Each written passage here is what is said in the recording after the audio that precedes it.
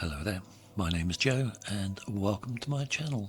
Today we're going to have a look at the Save Data Setting menu, which is part of the setup menus on the Fujifilm X-H1.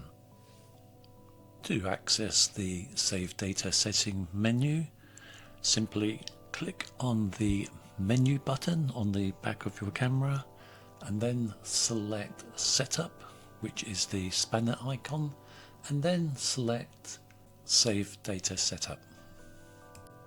Once we have selected the Save Data Setting menu, we will then have 8 options, and so we will now quickly run through each of these options.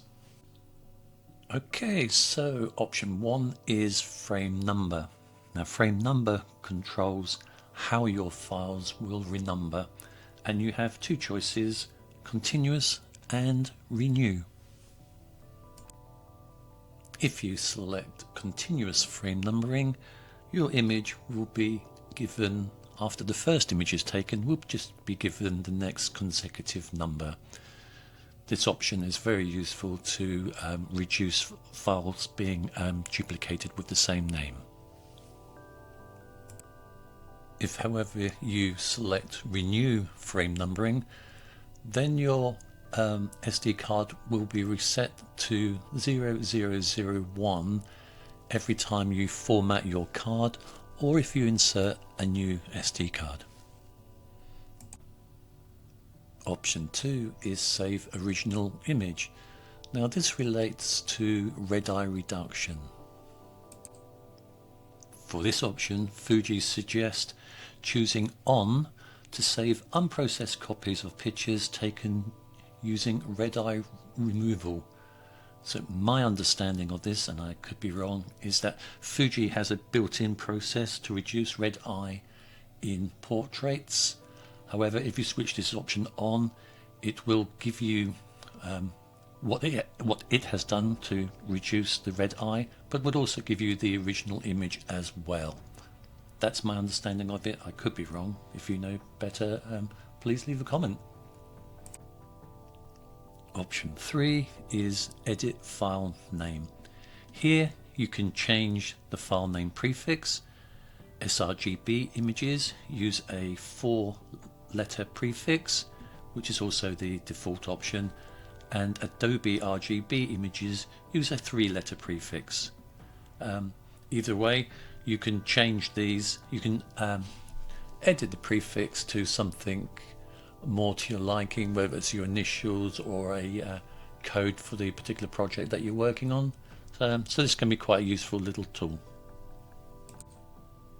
Whichever option you choose, just edit the prefix and then select OK to save your new prefix. Option 4 is Card Slot Setting Still Image.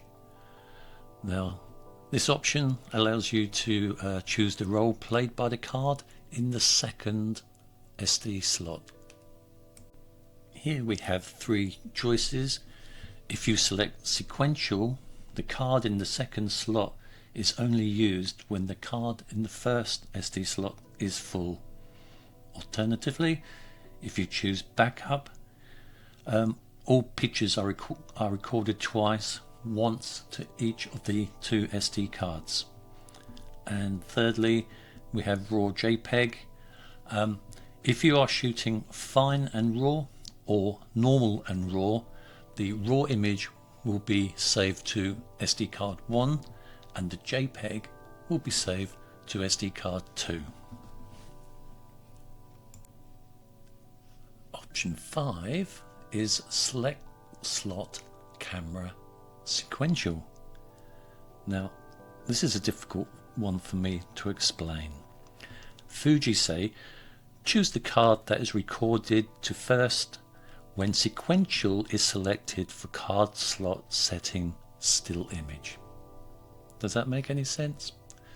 Okay, so what it means is that in the previous menu that we just looked at, which was card slot setting still image, if in that option you had chosen sequential, which is the card in the second slot is used only when the first card is full.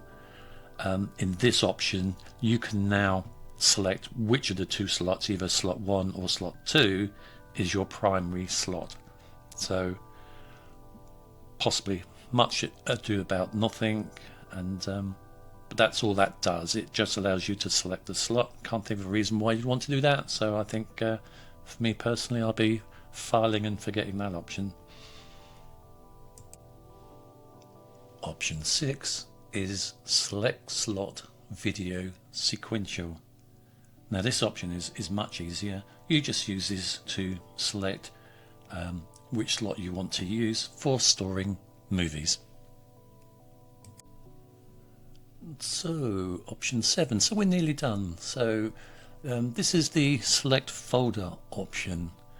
Now here we have two options.